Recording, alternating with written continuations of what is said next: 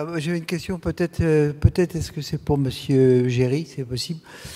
Quand on regarde un article scientifique, on a des données, bien sûr, qui en résultent, mais on a bien d'autres choses. On a des raisonnements, on a des comparaisons, et ça, c'est pas vraiment des données.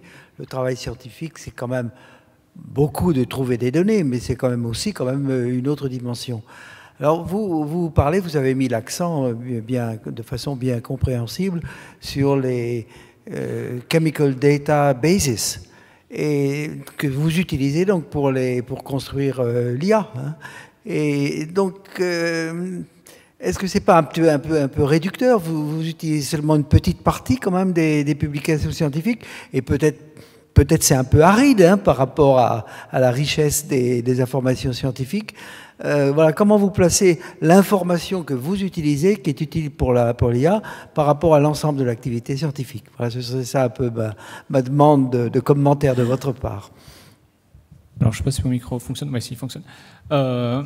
Alors, effectivement, on va utiliser des bases de données chimiques. On va certainement pas avoir accès à toute la donnée qui existe, ça c'est certain. Mais alors, je suis pas un expert de machine learning, je laisserai mes collègues vous confirmer ça. On n'a pas forcément besoin d'1 milliard de données pour construire un modèle. À partir du moment où on a un ensemble de données suffisant pour entraîner le modèle, lui dire ce qui est bon et ce qui n'est pas bon, on arrive à avoir des corrélations qui fonctionnent assez bien. Donc, évidemment, plus vous allez disposer de données, et certainement, plus fiable sera votre modèle. Mais c'est pas forcément, on n'a pas forcément besoin de quantités astronomiques de données.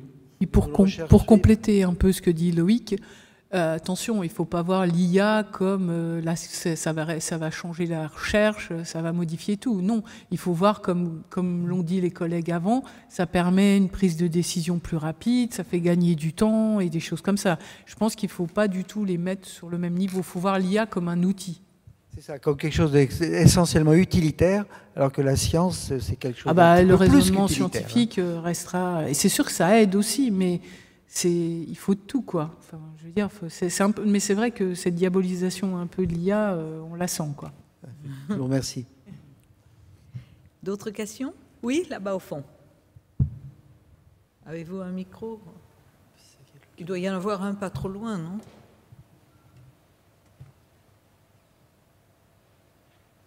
Pas de questions? J'ai cru que quelqu'un levait la main. Pas d'autres questions? Ouais. Voilà, là-bas. Les jeunes sont partis, évidemment.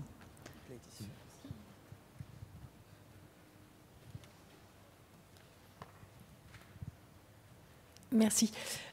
Ma question s'adressait au dernier intervenant, M. Guillaume Fayet. Comme l'INERI, c'est une institution publique, vous l'avez rappelé, dans quelle mesure les modèles que vous développez, notamment sur la sécurité, je pense au premier exemple sur les substances qui peuvent s'emballer, être toxiques, sur les dépôts, etc., dans quelle mesure vous pouvez les mettre à disposition des industriels pour qu'ils puissent éventuellement faire des pré-tests in silico sur leur propre société? Alors du coup, c'est une démarche qu'on a en cours, qu'on réalise en pratique. En fait, je pense que depuis 15 ans, on a développé quand même beaucoup de modèles, une cinquantaine. Après, tous ne sont pas forcément facilement implémentables dans des outils ou des choses comme ça. Par exemple, les modèles qu'on a basés sur des descripteurs de chimie quantique, on ne va pas avoir un modèle qui est implémenté, qui est disponible comme ça. Par contre, voilà, on a deux niveaux. On a déjà une publication scientifique, donc tous les travaux que je vous ai présentés sont tous publiés, donc déjà quelqu'un qui veut réutiliser, il peut utiliser. Et après, en termes de mise à disposition, c'est une démarche qu'on a mise en œuvre. Hein. Donc comme je disais, on a une activité qui a pour vocation d'aider tout le monde. Et donc on se base sur des outils existants. Donc il y a la QSAR Toolbox de l'OCDE qui existe déjà, dans lequel on a des modèles. Alors à la base, c'est plus de la tox et de l'écotox, mais nous on a aussi inclus des modèles pour les dangers physiques. Donc on a fait cette démarche-là d'implémenter, donc vous en retrouverez quelques-uns dedans. Et on a aussi des modèles qui sont dans une plateforme qui s'appelle QSARDB, dans lequel on implémente aussi des modèles. Donc notamment le modèle que vous avez vu là, donc on l'a publié il y a très récemment, mais on envisage notamment de le publier là-dedans, par exemple sur les matières autoréactives. Donc c'est une démarche qu'on a. Après, en termes de diffusion des pratiques, on réalise aussi de la formation. Alors pas forcément, nous on ne fait pas de la formation au développement de ce type d'approche-là, c'est pas forcément notre métier. Par contre, on fait de la formation sur comment bien interpréter ces outils, comment les utiliser, et en particulier pour un cadre réglementaire. Donc on a une formation typiquement où je la réalise avec un collègue toxicologue, dans lequel on explique c'est quoi qu'on appelle un modèle QSAR, c'est quoi leurs limites, comment on les utilise, un domaine d'applicabilité, une prédiction fiable, qui s'étend même au-delà, sur les méthodes read-across ou de ce type-là. Merci beaucoup. D'autres questions? Oh, ils reviennent maintenant.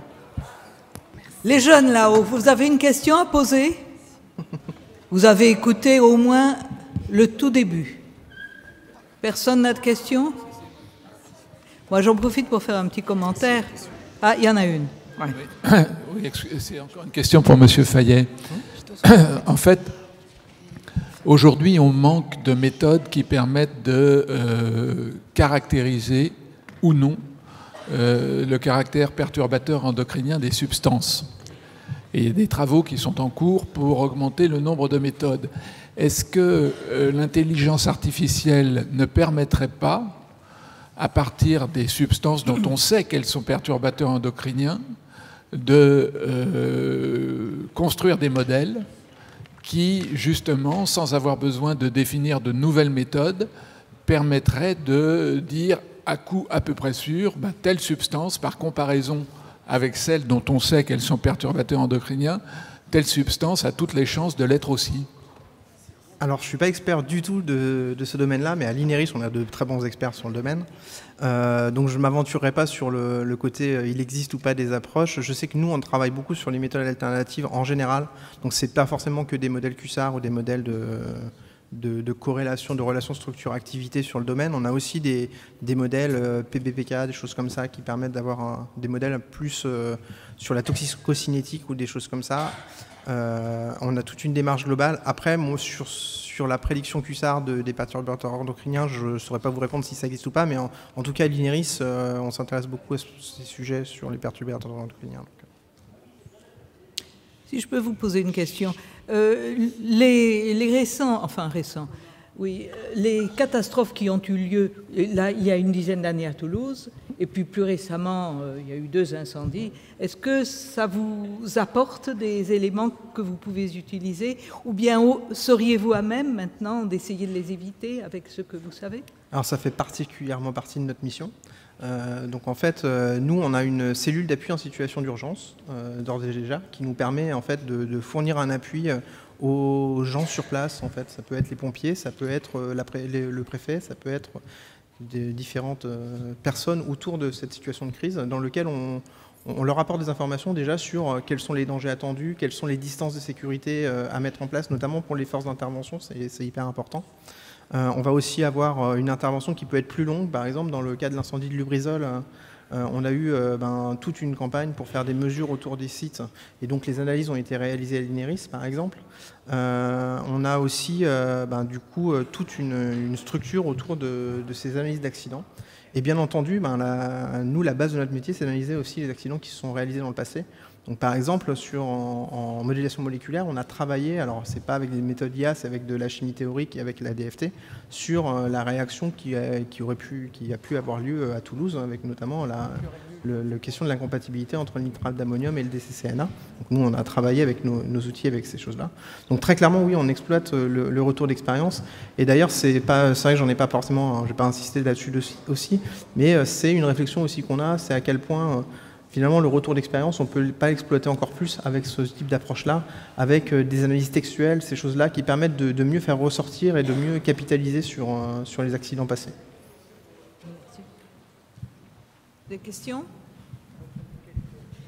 Bon, il y en a? Oui. Ah, tu as déjà... Enfin. Ah non, mais c'est pas obligé, Nicole.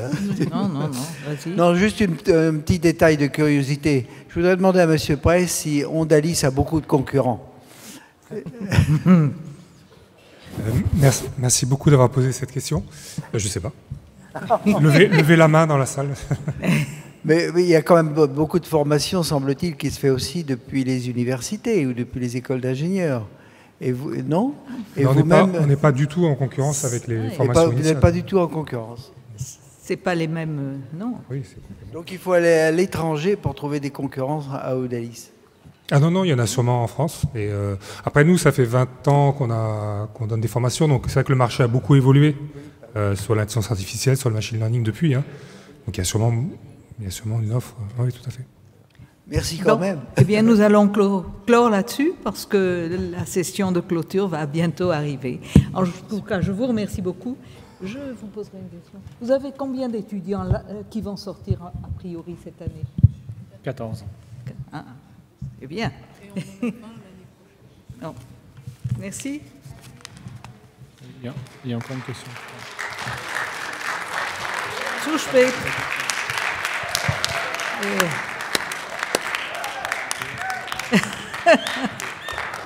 Allons-y. Juste une petite question pour l'INERI. Est-ce que vous avez des liens avec les autres organismes des pays européens ou est-ce que... Oui, complètement. Nous, on travaille à l'échelle européenne. Donc là, typiquement, les réglementations, lorsqu'on travaille, on a des homologues à l'étranger. Et par exemple, le travail sur les matières autoréactives que je vous ai montré, c'est en collaboration avec nos collègues du BAM, donc qui est, alors, sur les dangers physiques, notre homologue côté allemand, par exemple. Donc on a vraiment des interactions, on a des groupes d'experts où on se réunit sur les cas des dangers en particulier. Donc oui, on a beaucoup d'interactions avec l'étranger. Bon, c'était la question, je vous en remercie. Voilà. Excusez-moi d'intervenir en dernière minute. Ce sera la question de clôture. Merci.